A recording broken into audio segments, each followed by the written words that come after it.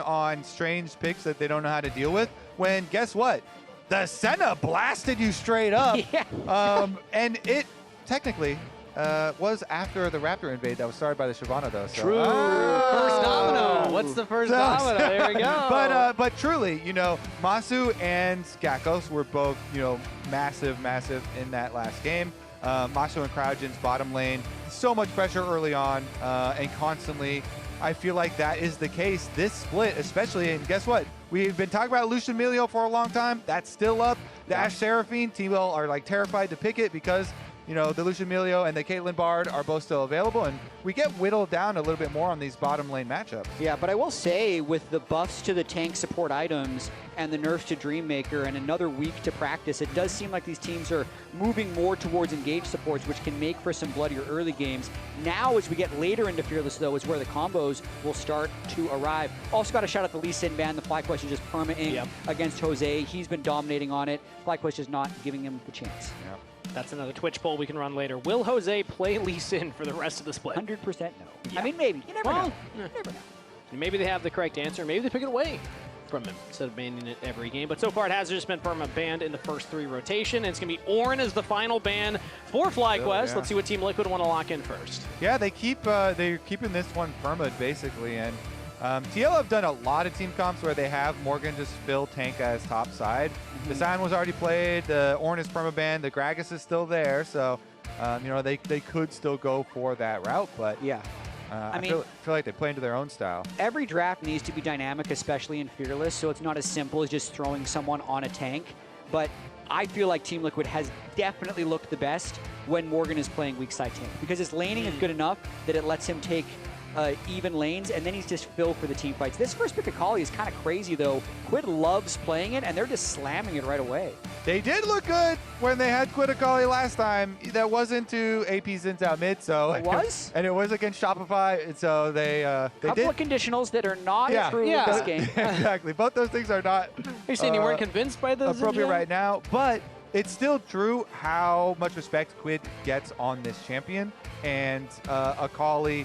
Definitely, you know, very viable in a lot of situations as far as the things that have already been taken out with Fearless anyway.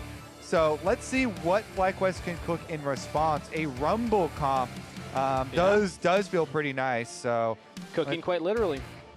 Gonna look like roast him down to the top lane. It's Karma. They were hovering a lot of different junglers, but opting to give Gryffinn a later pick here as they'll go for their support first. Our enchanters are coming back here. No Ezreal to combo it with, so it won't be as perfect. And honestly, you could go Ashe Seraphine into this. A little bit strange with the Akali, though, and I'd like to see CoreJJ continue to keep engage pressure. I think this Rumble is actually a flex pick, though, because the Rumble into the Akali could actually keep him in control in mid lane if they are willing to be that flexible. Caitlyn Bard. There we go. There we go. Slam it in. Into the Karma here. All right, let's see if TL... This is a comp that can put a lot of pressure on side lanes if the early game goes well. Theoretically, your Caitlyn Bard, you can get your turret plate money early and start pushing. And then when your side lanes are opened up, Akali on a side lane and Bard threatening, it's like whoever else they pick is going to have a hard time keeping their summoner spells. And the threat of the assassins in the open. Also, just want to shout out, I think that both games, we've seen Teemo hovered, somebody in the front row just shouted, "Do it!" So shout out the crowd, making some noise out there. It's Sivir, not Teemo. The zoom are you disappointed in that, Jatt? A little. Yeah. Yeah, but did you ever think they were locking that in? Probably like 0%. Yeah. Well, I mean, you never know with Gryffinn. Yeah, Jungle Teemo is they got both. Couple times. Bad. Broxa likes it. Yeah, liked it. But it's going to be the zoom comp, as one of you said. Sivir plus Karma, heavy move speed, heavy wave clear, ability to prolong games, but I don't really see it as something that's going to step up in the 2v2 to the Caitlyn Bard in terms of, like, answering power. You're just trying to match wave clear as much as possible. And then also, if the fight does or does not look good, you just kind of get to pick it, especially against the Akali. So we'll see how FlyQuest is able to scale with these 2 picks. Yeah, Spell Shield is really nice, though, as far as some of the problems we were talking about them facing previously. So that's going to be very nice. And then, as you say, Sivir always focusing on those waves. But we get some more top lane protection bans because TL did decide to, you know, lock their Caitlyn Bard. So take out the York once again. Yeah, 2 games in a row now, but it's going to be more jungle pinching here with the Shen ban. Wouldn't be surprised, as Anasis was already taken off the table, if we just see another jungle-focused ban here from Team Liquid. But first we have FlyQuest, and it's going to be Pantheon. Yeah, I mean, Xin is just still exists here, right? Yeah. It's True. the most meta jungle. It also pairs really well with Karma and could be sped up by Sivir, but it's not something Gryffinn has had great games on, so I feel like Team Liquid's kind of daring him to play it. Yeah, and I think they were also super worried about how much global pressure an open map is going to put on them already. With Bard and Akali on Team Liquid side, if they added a Pantheon there, mid-game when the map is open and sidelines will get super scary. So, ooh, okay, the Annie for the initiation here. And Gryffinn gets the final fifth pick. Ooh. Super secret counter pick jungle. He did the Shyvana last game. What does he have left in the canister? Shen ban, Nasus ban. It's showing the cats and dogs here with the Nefiri and the Rengar hover. I think maybe this is Team Liquid kind of taunting them like, yeah, we were kind of guessing what you might pull out. Nefiri is one of those pocket picks that Gryffinn likes to pull up. Would be very surprised if we see a Rengar locked in, as it is a switch to the Ksante. There we go. So top lane. Hey, you're getting what you wanted, Jatt. It's a tank top lane or a talk. A talk. Yeah, it saves some time. Yeah. 2026, you got to find ways to abbreviate. We're trying to fit enough engage in at the end of this one. Ooh, this is a good steal away because the Annie Wukong combo. Oh, maybe they're not actually going to do it. But you are exposing yourself a little bit with the Wukong jungle if Gryffinn. I guess the Maokai. I think it's a good. Yeah, Maokai would be away. Bad here because they have double AP soul lane, so Gryffinn has to pick AD. I think it's a good steal away here because the Wukong would kind of be a perfect piece there to play with Annie, with Rumble. It's AD threat and knock-up instead of a stun, so Merc tread value isn't through the roof. So I think that is a good little flex there from TL to both steal it away and still useful for themselves. I don't know if I'm feeling something like a Xin Zhao. I like it with Karma, but like you're getting Is so it much Rumble, melee jungle, Vayne top, that's guys? gonna go in, and you called it. I called a mid flex, not a jungle flex for Gryffinn. Vayne Rumble top, in the jungle. Will he use the Rumble in the jungle. jungle skin? Because that one is a classic. And Rumble Jungle used to actually be really, really good. They did nerf the level 1 a little bit, but still powerful. So let's see. And it's pretty good into Wukong because Wukong's passive stacks armor. So we'll still be able to roast him. This one got me. Yeah. This flex got me. Yeah, and it gives them Gakgos the final, pick here. Like the flexibility of Gakgos and Gryffinn, I feel like Gryffinn enables so many of these Gakgos carry champions because Gryffinn is willing to play anything in the jungle, literally anything. Carries, tanks, And Rumble. And that's part of why this team is so exciting, Kobe. From the skill expression to the personalities on the squad to the crazy drafts, there's so many reasons to get excited about a squad like FlyQuest, and they keep surprising us as they're making a deep run in playoffs. Yeah, Team Liquid are like, you know what? Wukong would have been good for you. We're going to steal that away. And then we weren't even playing that Rumble top. Oh, you like that armor stacking on your Wukong? We're going to play Rumble jungle. We didn't even think about that at all. It's FlyQuest versus Team Liquid tied in the series 1-1. A unique jungle pick for Gryffinn yet again, despite Team Liquid's best efforts here. Winner goes on to Arizona. Loser split is done. Tied series so far. Let's see who takes the lead here. We're getting ready for Game 3. FlyQuest versus Team Liquid. Onto the Rift. Looks like the first Rumble jungle in Tier 1 of Spring. Trying to check all of... Okay, it's happened once before here this year in Tier 1. And it did win. Okay. 100% success rate. There we go. That gives me a lot of faith. LEC versus played into Jace. My goodness. This is some cooking right here. This is some draft cooking. Okay, speaking of, this is what Kobe cooked up here. You think that Gakgos currently is ahead in the Big G race? I mean, right? literally, look at the numbers. We said it was going to be based on kills. It's fair. Yeah, scoreboard. We said scoreboard. it would be based on kills. Last game, Gakgos made a pretty good run for himself, but the series, Kangas, is not over. There's plenty of time for Gryffinn to grow. I do kind of want to size them both up, though, just because the Vayne Rumble flexibility at the end, like even just that alone. So Has some Big champions G select energy. Big G power here. Yeah. Gryffinn maybe gets a little bump because he enabled the pick here for Gakgos. Sure. But pulling out Vayne, still a pretty big G move. Question, right does the comp work? I mean, I know they did all this flexibility. Yeah, we got excited about it. Their only engage is like the Annie. Yes, it works because FlyQuest, they always just overload so much damage. True. Well, let's hear from the coaches if they think it'll work, because we got Raz stated by with Spawn. Question is going to be on the learnings on the last 2 games, just because you guys had a really stomping good game 1. Game 2 is not going your way. Just thoughts and learnings going into the next one. I mean, yeah, exactly what we thought was going to happen. We actually had a really good play in that second game where we trapped them at our Raptors and we should have gone in. Jose went backwards, bit of a miscommunication there. If that doesn't happen, maybe a different game, but we know they're insanely good team fighters. If they get ahead, they're going to roll us. If we get ahead, we're going to team fight them as well, and it's going to look very similar. So we just have to keep playing. Ooh, Morgie! That was crazy. Because I was just about to ask about the draft here. I mean, I was really shocked by the flex of the Rumble going into the jungle and then Vayne being picked up for top lane. Your thoughts on the draft, especially seeing how that lane just played out? I mean, Gakgos needs to play really well. Like, the reality of the situation is we have Caitlyn, who's like pretty good into Vayne normally because one headshot puts her at half health. And then we have Akali, who's obviously going to be hunting him inside lane all game. So he needs to play really, really well. He's a good player. We respect Gakgos actually a lot, as you can see from the bans that are going towards him. So, you know, we just got to play well, and he's got to play well too.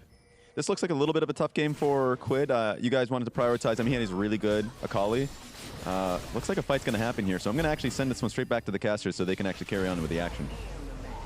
Thank you, Raz, for that quick interview there, but unfortunately no action actually happening, but you can never be too careful when it comes down to these 2 junglers. Do we now have to use the Raz terminology? He said, Morgie. Oh, Morgie. That's what I heard. Yeah. All right, next time he gets a kill.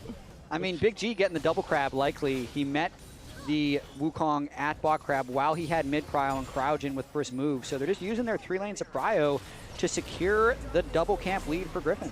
Yeah, nicely done here. Rumble, get at the jungle clear speed here, and also with the team backing him up on that bottom side. Gets an advantage early on, and Jose about 2 camps behind as he's taking away those Krugs top side. We also saw that Morgie almost got the play onto Gakgos in the top lane 1v1, but not You quite. got to have a little more oomph. We got to go. Morgie. Yeah, it ends on like a high note. If you say it slow, then it is, yeah. Yeah. I also like that Gryffinn on his visit to topside when he's just doing the crab, he used his Trinket Ward. And Trinket Ward cooldowns for Vayne lanes are really important because you want to use your Trinket Wards for the Vayne for your greedy bushes in the side lane. So this bush ward right here, Gakgos was able to place that Trinket Ward right after Gryffinn made his visit over there and used his. So you're still secure, but then you can also punish the Ksante with the brush advantage in lane. So I do like that as well. The big Gs, they're very synergistic. Playing to each other. Synergistic Gs. Right there. It's like cursive. You know, one goes into Raptor the next. invade. Yeah, classic Raptor invade. CoreJJ's here early as Gryffinn will walk forward. Ooh, Cosmic Binding Level not 5, landing though. as Gryffinn actually sidesteps back. Cryogen's here. The Magical Journey's already been used as the tether is there, but Yeon joining up. Cryogen could be in some trouble. Sidesteps the trap as Massu joins up as well. The smite goes down. It's, I believe, Jose that picks that one up. And Team Liquid get out. Okay, there we go. Got the Raptors, but a lot of cooldowns burned. Heal from both supports, Ghost from Yeon. Will help save Jose's game a little bit, though, so I'd say mission accomplished by Team Liquid making that play happen. Man, I love the Raptor fights. We're always guaranteed some extra little bit of action here through the 4 to 5 minutes. But the difference, Kobe, no AD carries were harmed in the making of that Raptor. They were able to get out safely. The camera cuts away after the Raptor fighting is done, but we have to watch them return to the lanes. Exactly. You're right. Yeah, you can never get too comfortable Sometimes here. it's dangerous returning to the lanes after the Raptor skirmish. Oh, nice little Tibbers drop there from Quad, just chunking QUID out from the lane. Yeah, I noticed too how immediately after he drops it, he walks back into lane to range it so it'll snap back to him and he doesn't lose too much health to the tower there. So drops it on him for the trade, snaps it back, then you still get the push. Yeah, Tibbers looking just fine right there. Hiding in the bush, just being a ward right now as Quad will keep pushing this wave in. QUID's going to answer as much of it as he can. Cryogen gets chunked out by Yeon right there in the 1v1, but still it's Massu with a slight CS advantage in this laning phase here. And as Sivir goes late into the game, just gets stronger and stronger with more itemization. So the fact that Massu's already ahead in the CS department, pretty good news for FlyQuest bot side. Quad looking pretty good on the Annie so far, getting cryo. Every time I see FlyQuest Annie, though, I always just remember the history. Going all the way back to 2024, the Jensen Annie incident. Well, I'm looking right now on this top side. Equalizer goes down. Morgan has the flash available. Flashes away from the Harpoon. No slow landing. Morgan gets out of there.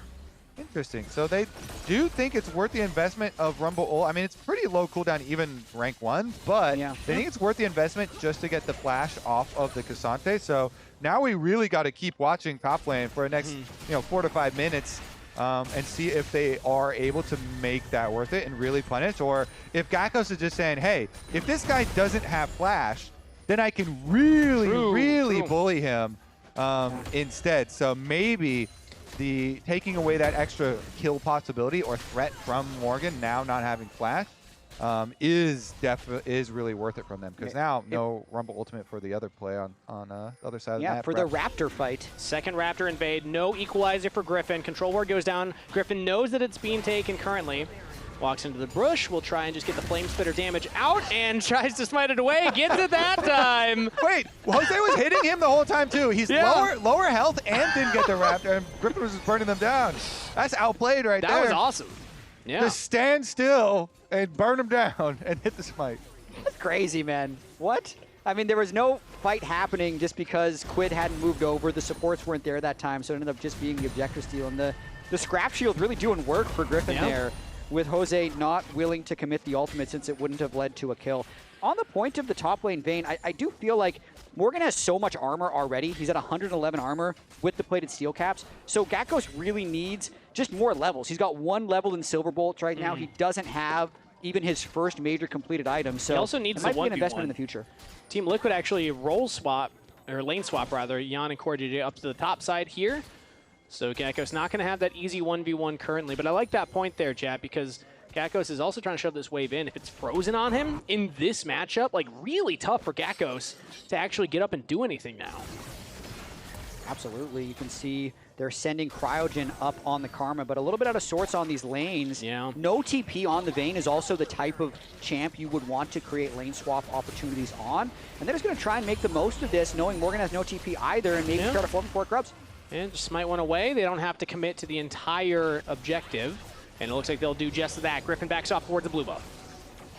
Yeah, let's see if they're done or if they want to like poke around too. Gryffinn seems like he's just going to farm up his blue and let him have crab at the very least. So TL will get back to their push on top side.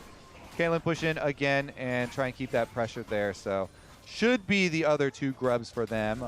Annie does have ult if they wanted to actually collapse, though. Tricky, though. There's no completed item on Gryffinn or Massu yet. Yeah. I'd say the comp for FlyQuest just doesn't actually do anything yet, which would be another reason that Gryffinn would just throw his ultimate top lane. I think FlyQuest, if there was to be a dragon fight, like you don't want to do an early dragon fight against Wukong Akali. You're probably just asking to die there. So I think FlyQuest is waiting on their item thresholds a bit. But to the point you were making earlier, Jatt, now Gakgos is in a 2v2, so more XP kind of denied from him because he's sharing that with Cryogen currently. So the lane assignments putting the Vayne slightly behind now, as Morgan's been able to CS just fine against Massu in the 1v1. Yeah. And I guess on the flip side, Massu can like annihilate waves and kind of free farm and get solo experience for the Sivir on the other side. So silver lining. One AD carry takes and just gives it to the other AD carry. Gryffinn. So there still is no flash on Morgan, so maybe they actually do pay it off.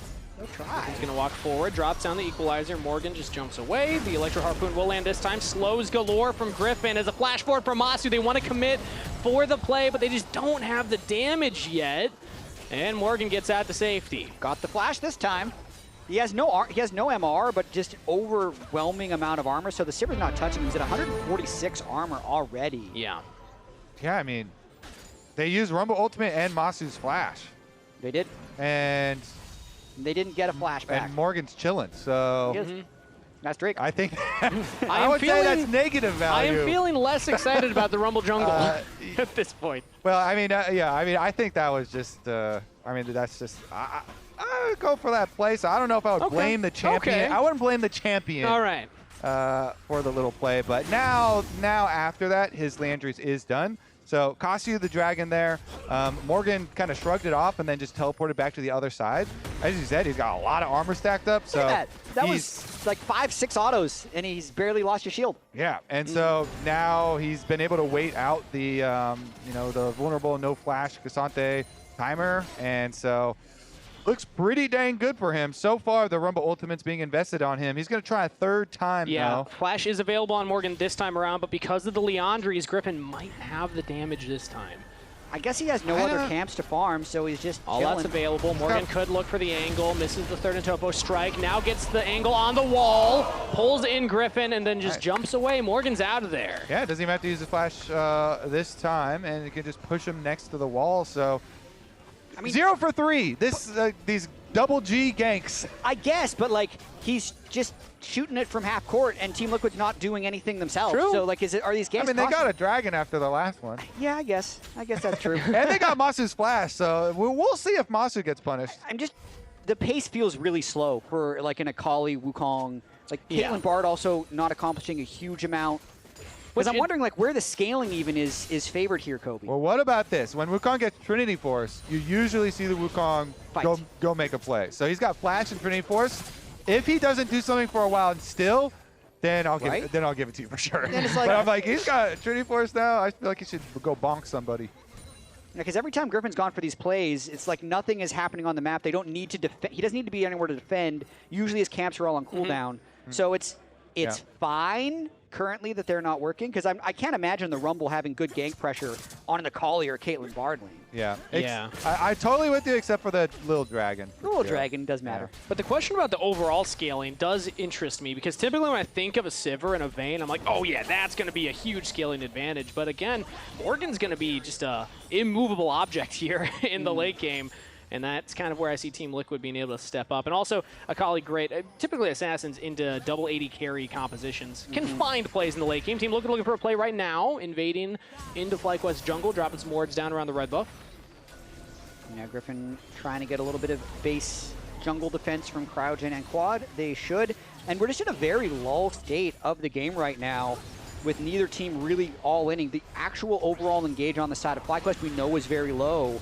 And then it's kind of on Jose, QUID, CoreJJ to go and make plays happen. And they're pretty content currently just farming up to their first items. Yeah, I feel like when they decide, all right, it's time now, you know, side lanes is definitely a good area for Akali, but Akali has potential to kill literally anyone on an opposing team. Like, they're all squishy. So QUID, especially if Jose meets up with him, this is kind of what we were looking at for Champ Select is later in the game, in the mid game, when the outer towers start to go down, side lanes get a little long and dangerous. Yeah. TL have the possibilities of putting a lot of threat, because Bard can try and like blow summoner spells off people, and Akali plus Wukong can definitely then kill some of the squishies. But and Vayne in the 1v1 pretty strong, but when other people show up, gets a little dicier. And I gotta ask, is this where we'd expect? They're really scared bot. They should be, yeah. Team Liquid strategizing a little bit from their bottom lane, but the question I was about to pose was, is this where we expect a Vayne lane to be at this point into the melee tank matchup? Because it's pretty much dead even here. Morgan's done a fantastic job. Number 4. Yeah, he is the target right now, though. Hasn't even been a fair fight as Equalizer will go down. Teleport in as well. FlyQuest are full sending at the Morgan side of the turret here. They're just going to keep roasting him down. All out. Flash, they got him that time. First blood to FlyQuest.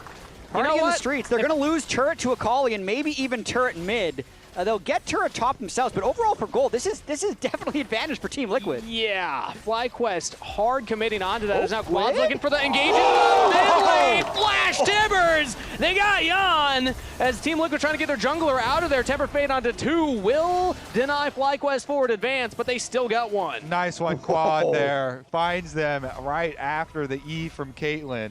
Good lockup. I think that was a triple bear. Nearly one-shot the 3 of them. Yeon goes down. The gold is still dead even right now, but look, that top turret just sitting on 1 plate. Rift Herald completed by Gryffinn.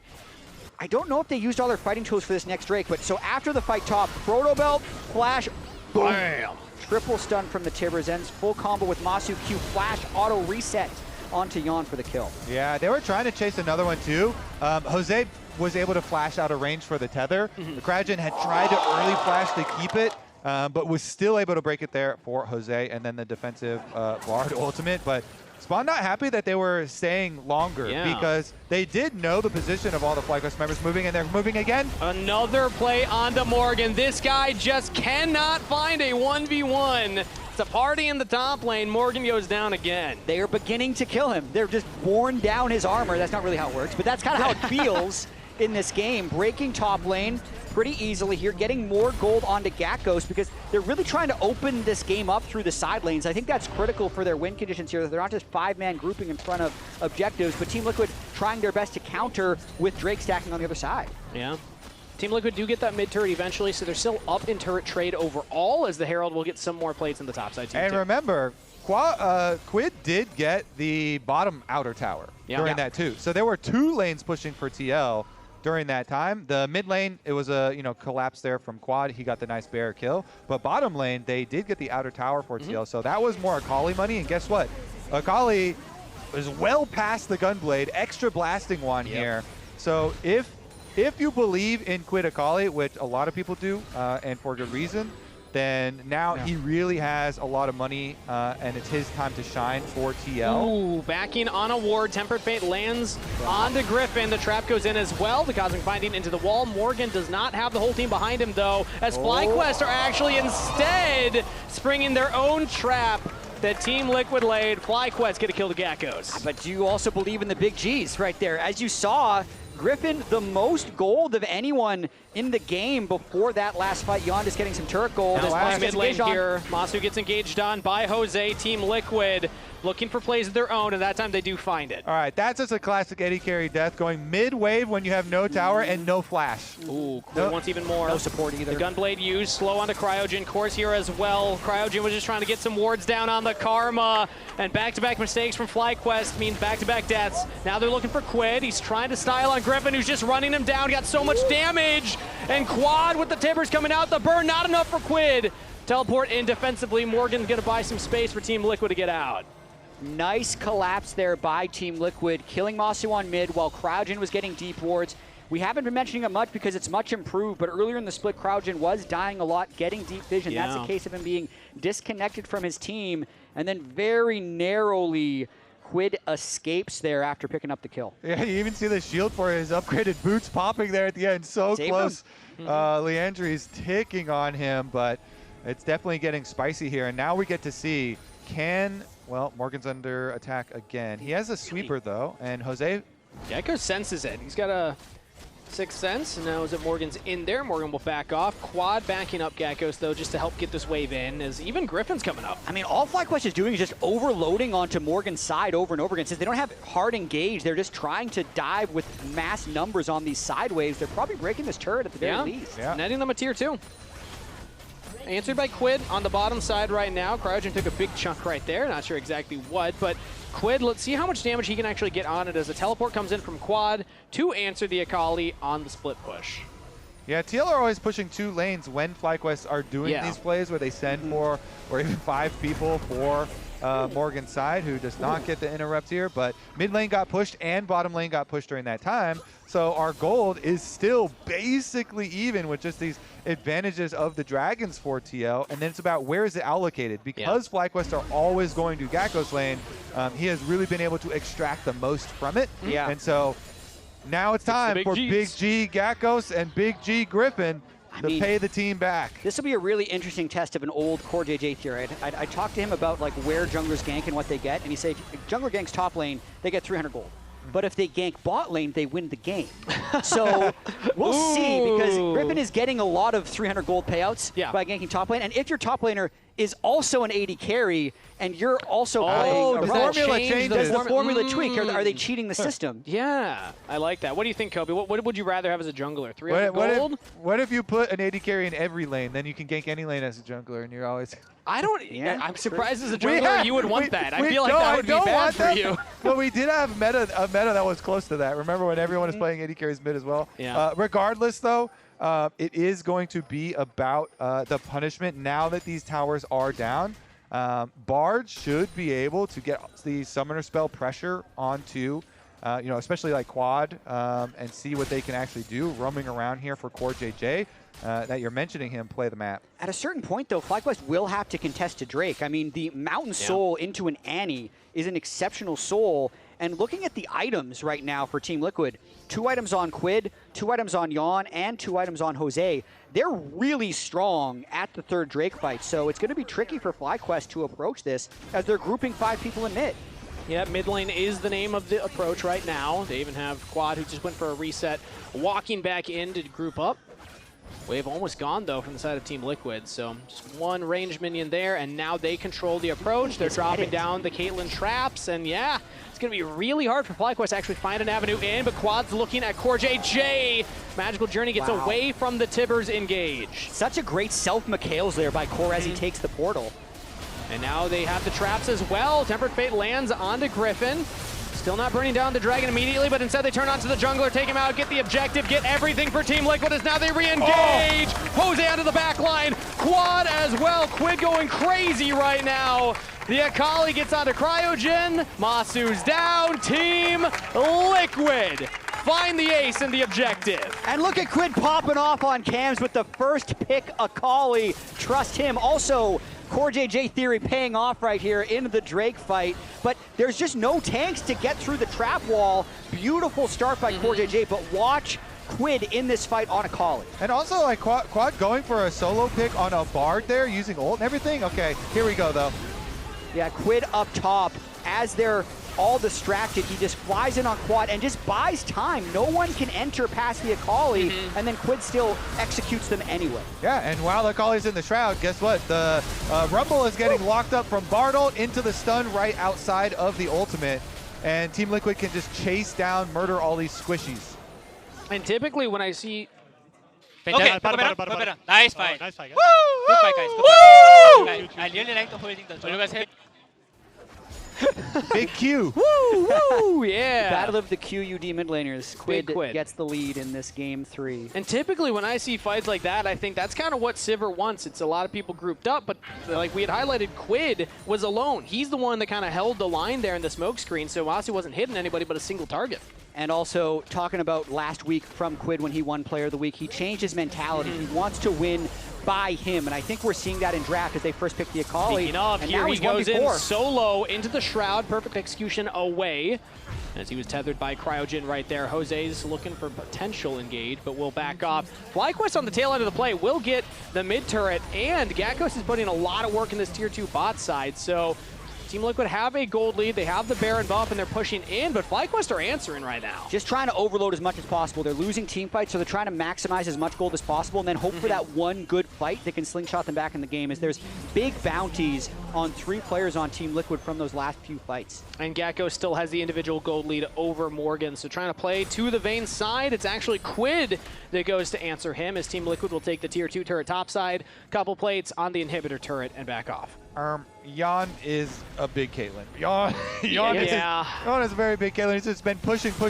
Turret play money. He's 3 items in Gakgos flank. Remember that Hail Mary from game 2? It looks like FlyQuest going for their own similar play. Deep teleport flank from Gakgos right now, as FlyQuest don't have a clear engage. They're trying to lock down the top laner. They do. Morgan's out of there.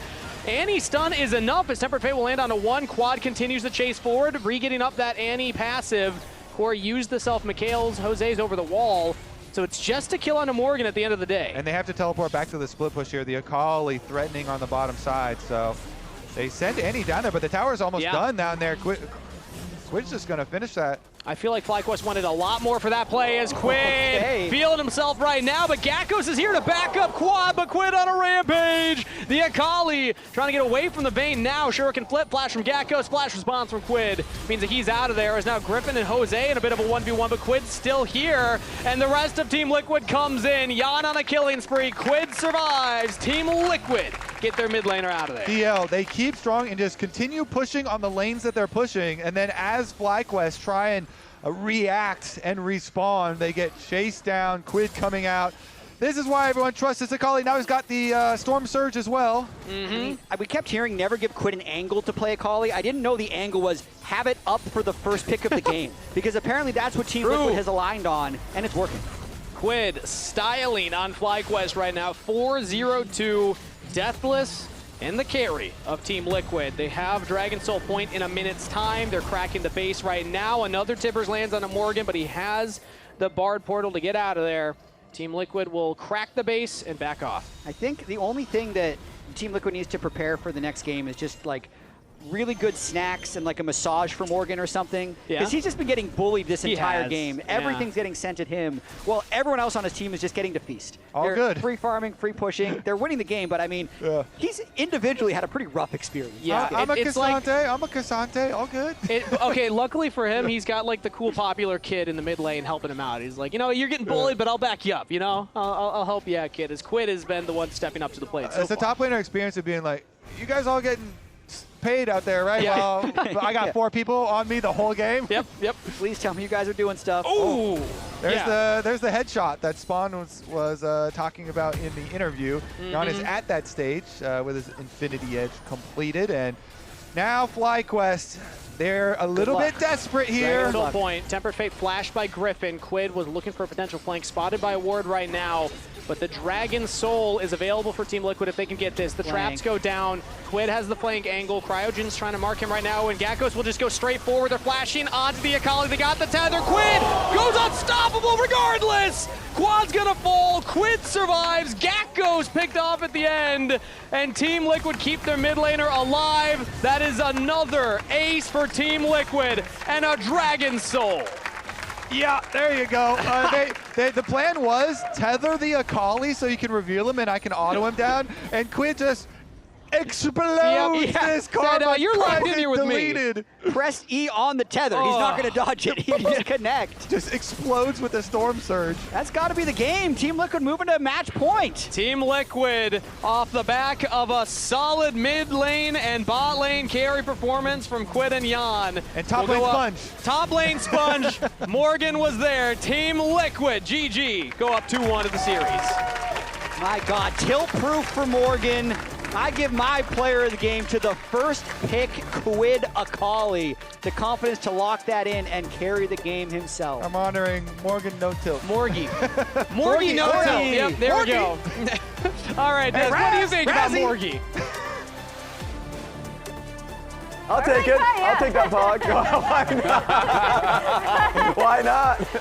We need the chat to vote for me as well. No, for me, I thought it was QUID as well. I was really concerned about the QUID first pick Akali, just because they can really concoct a comp to deal with it. But I felt as though he was just able to just go straight into the backline for free. Yeah, and I mean, some of that, you could see some of their answers, right? Yeah. Like especially in the Karma Rumble.